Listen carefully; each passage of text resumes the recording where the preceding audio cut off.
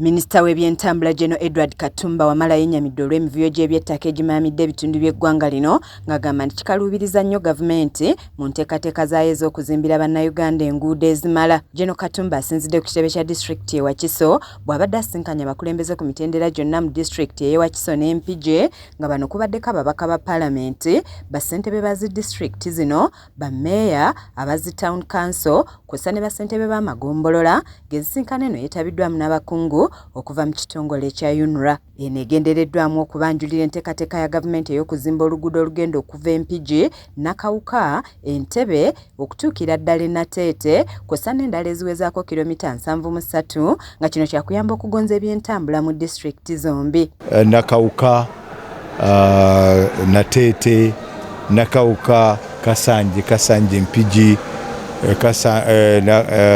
Nakawuka, Mawugulu, Maya, Kasanje, Buwaya. Minisita Wamala agamba nti bannawakiso bamaze ebbanga nga bakabirira gavumenti ebakolera enguudo nga ensonga lwaki basazeewo okudduukirira omulanga gwabwe, kyokka yennyamidde olwa bannayuganda abaweebwa emirimu gy'okukola enguudo ababbi ku ngwe nga kino kizingamya enteekateeka za gavumenti. Tulina emize bwe batuteeka ku project tubba amafuta, tubeegayiridde temubba amafuta, temubba mipiira, temubba battery kubanga ebyo byonna bireeta project okukeerewa. Samuel Muhoozi nga yabaddewo okulwasa enkulu wa UNRA agamba nti ensimbi obuwumbi obwera ddala 345 ze zigenda okukola ku kilomita z'enguudo 73 nga zino kuliko n'okuliyirira abantu enguudo zino gye zinaayita era ng'enteekateeka eno yakumala emyaka 3 gyokka. Oluguudo luno lugenda kumala obuwumbi 3 February 1st ija kuba tutandise emyaka 3 enguudo zonna zitwegoddeko kilomita 73 nga tuziwaayo. Ababaka ba paalamenti abakulembeddwamu omubaka omukyalo wa disitulikiti y'e Wakiso Honorable Betty Ethel Naluyima wamu n'owa Busiro South Honorable Charles Matovu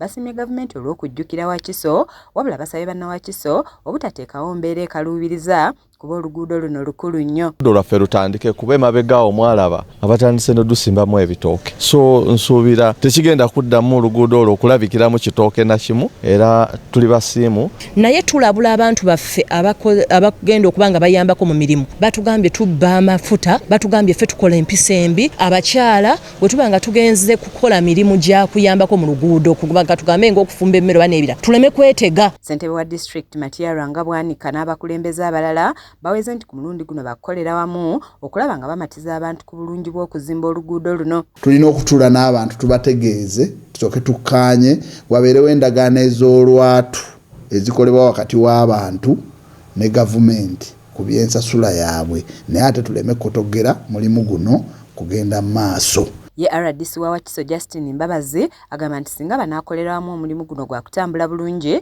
kyokka alaze okusoomoozebwa okw'entalo z'ettaka mu Wakiso ezizingamya enteekateeka y'okukola enguudo. Land issues are concerned in Wakiso. I'm expecting a lot from the communities. Ensonga zonna ez'eby'ettaka mu Wakiso RDC Wakiso kyenva mulasigejja. Ensimbi zino obuwumbi 345 za kuva mu gavumenti ya kuno ng'omulimu gw'okuzimba enguudo zino guweereddwa kampani y'Abachina eya China Communications Construction Company yazimba oluguudo lwa Entebbe Express Highway ng'abakulembeze bamativu nti bano bakukola omulimu guno bulungi. I'm sure that if we give him land in time, the time we have told him, the 3 years, he will deliver the project.